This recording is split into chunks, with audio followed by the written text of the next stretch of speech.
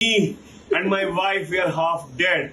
Our only child, 33-year-old son, killed in hit and run case. So now imagine किसी का बेटा office या घर से निकले और सिर्फ इसीलिए कभी वापस ना आए क्योंकि किसी ने गाड़ी तेज चलाई है, टक्कर मारी है और भाग गया। ये कोई भी हाइपोथेटिकल सिचुएशन नहीं है, ये गुड़गांव की एक फैमिली की रियलिटी है। प्रधानमंत्री जी कहा, guys, you are with us, with the common people. Nobody is with us, no authorities. बिल्कुल। जो 25 जून को ना गुड़गांव में एक 34 साल के एक यूथ की एलिजेटली एक थार ने पीछे से टक्कर मार दी। उसके बाद ना फैमिली का ये कहना है इसको लेकर कि एक्सीडेंट के बाद गाड़ी रुकी भी नहीं, ड्राइवर वहां से भाग गया। पेरेंट्स का एलिगेशन है कि ड्राइवर जो था वो नशे में था और आज भी वो खुलेआम बाहर में घूम रहा है। इतना ही नहीं, उन्होंने जस्टिस के लिए एक इमोशनल वीडियो भी रिकॉर्ड किया जो अभी पूरे सोशल मीडिया पर काफ़ी ज़्यादा वायरल हो रहा है। हर जगह आपको देखने को वो वीडियो मिल जाएगा। Me and my wife, we are half dead. Our only child, 33-year-old son, killed in hit and run case. On 25th, have they arrested the culprits? Engagement party के बाद निकले थे, शराब पी के मेरे बेटे को हिट करके चले गए। पुलिस ने उनको क्यों नहीं अरेस्ट किया? और उस वीडियो में एक लाइन बहुत ही ज्यादा चुभती है। उनके फादर कहते हैं कि हम कश्मीरी पंडित हैं, जिंदगी में पहले ही बहुत ट्रॉमा हमने देखा है और अब हमारा बेटा भी हमसे छीन लिया गया है। सोचो एक फैमिली कितनी बार टूट सकती है। बिल्कुल। और इसी वजह से ना जो सवाल है ये सिर्फ एक फैमिली का नहीं है, यहाँ पर सवाल है कि अगर किसी की जान लेकर कोई भाग जाए तो उसे पकड़ने में इतनी ज़्यादा देरी क्यों हो जाती है और विक्टिम को ही क्यों बार बार जस्टिस के लिए इस तरह की वीडियोस बनानी पड़ती हैं और लगातार अपील करनी पड़ती है, और ये कब तक इस तरह से चलता रहेगा? और ये पहली बार नहीं हुआ है, हमने साहिल मकान का केस भी देखा है, वो आपको याद ही होगा। मेरे बच्चे को उड़ा दिया उसने। I'm a helpless mother alone. I request all media and people of Dwarka to come forward to help me, please. I request, I beg as a mother, please save your children. Please save your children and help me also. Please come forward. फरवरी में ना साहिल अपनी bike पर जा रहा था जब opposite direction में ना एक स्पीडिंग एसयूवी आई और उसने उसको टक्कर मार दी। एसयूवी एलिजेटली एक 17 साल का जुवेनाइल चला रहा था और मौके पर उसी वक्त पे वहाँ पर साहिल की जो थी वो मौत हो गई थी और ये केस काफ़ी ज़्यादा वायरल हुआ था। और फिर सबसे बड़ा शॉक, जुवेनाइल जस्टिस बोर्ड ने कुछ ही हफ्तों बाद उस जुवेनाइल को बेल दे दी।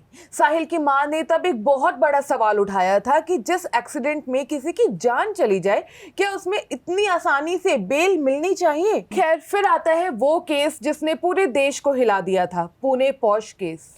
एक 17 साल का लड़का एलिजेटली ड्रंक पोर्शे चला रहा था। दो यंग आईटी प्रोफेशनल्स जो थे वो सड़क पर जा रहे थे और उन्होंने जो पोर्शे थी उसने टक्कर मार दी जिसमें 2 आईटी प्रोफेशनल्स की जान चली गई थी। लेकिन देश को सबसे ज़्यादा शॉकिंग पता है गरिमा इसमें क्या लगा? वो लगा था 300 वर्ड्स का ऐसे। बाद में ब्लड सैंपल के मैनिपुलेशन की भी इस तरह के एलिगेशंस लगे कि ब्लड सैंपल को मैनिपुलेट किया गया है, केस को मैनिपुलेट किया गया है, और उसके बाद इस केस ने काफ़ी हेडलाइंस भी बटोरी थी।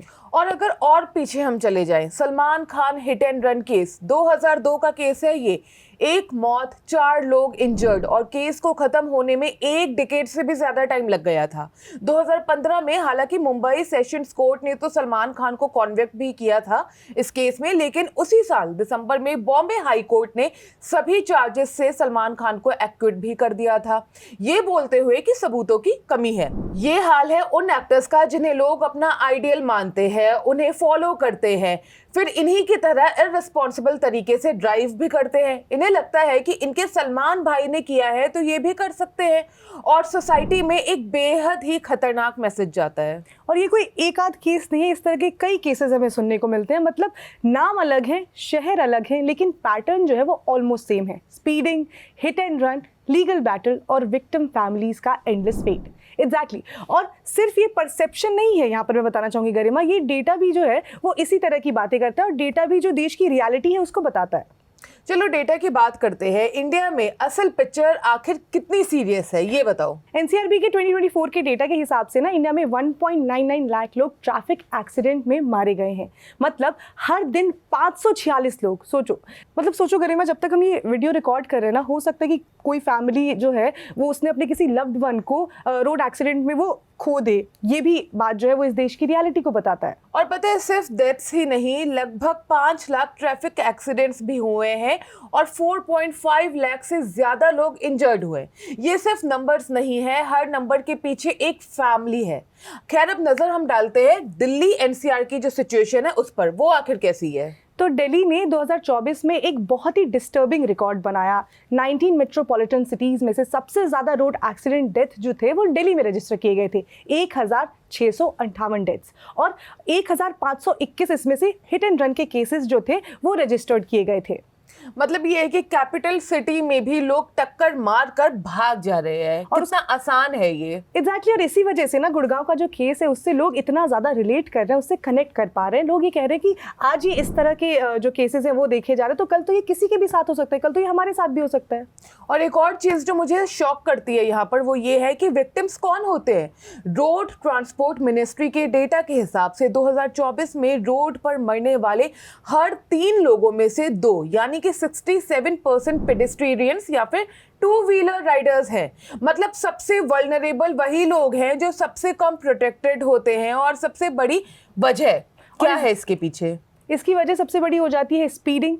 मिनिस्ट्री के मुताबिक ना 70% से ज्यादा रोड डेथ्स की अगर हम बात करें वो स्पीडिंग की वजह से होती है। एनसीआरबी भी स्पीडिंग को सबसे बड़ा जो है वो किलर मानता है। और एक और इंटरेस्टिंग बात यहाँ पर ये है कि ये सारी न्यूज़ हम देखते हैं रोड रेज से रिलेटेड होती है, लेकिन गरिमा मैं तुम्हें बता दूं कि जो रोड रेज की कैटेगरी है ना, वो एनसीआरबी का जो डेटा कलेक्ट किया जाता है उसमें ऐसे कोई कैटेगरी नहीं है जिसमें पता चल सके कि रोड रेज से एक साल में कितनी मौतें हुई हैं। अक्सर जो केस है वो रजिस्टर किए जाते हैं मर्डर को लेकर, असॉल्ट को लेकर, कई बार नेग्लिजेंस को लेकर जो है वो केसेस रजिस्टर किए जाते हैं, लेकिन रोड रेज को लेकर नहीं किया जाता। और मुझे लगता है कि ये बहुत बड़ी प्रॉब्लम है, क्योंकि इसकी वजह से जो स्केल है उसको हम मेजर नहीं कर पाते हैं। और पता है जब डेटा ही क्लियर नहीं होगा तो पॉलिसी कैसे बनेगी? तभी तो अगर हमें प्रॉब्लम ही नहीं पता होगी एग्जैक्टली नंबर, तो उसका सोल्यूशन कैसे निकलेगा? अगर हम प्रॉब्लम को प्रॉपर्ली काउंट ही नहीं करेंगे तो उसे सॉल्व कैसे कर पाएंगे? हर वायरल वीडियोस के बाद ना आउटरीच होता है, लेकिन सिस्टम लेवल पर क्या बदलाव आता है ये सवाल बहुत बड़ा हो जाता है। और ये क्वेश्चन हमें पूछना भी बनता है, क्योंकि हम देखते हैं कि आउटरीच हो गया, लोगों ने प्रोटेस्ट कर दिया, लेकिन उसके बाद क्या? तो सवाल यहाँ पर सिर्फ गुड़गांव के पेरेंट्स के लिए जस्टिस का नहीं है, सवाल सबके लिए है कि क्या इंडिया में रोड पर निकलना सिर्फ ट्रैफिक का रिस्क है या किसी और के गुस्से, स्पीड और इररिस्पॉन्सिबिलिटी का भी रिजल्ट है?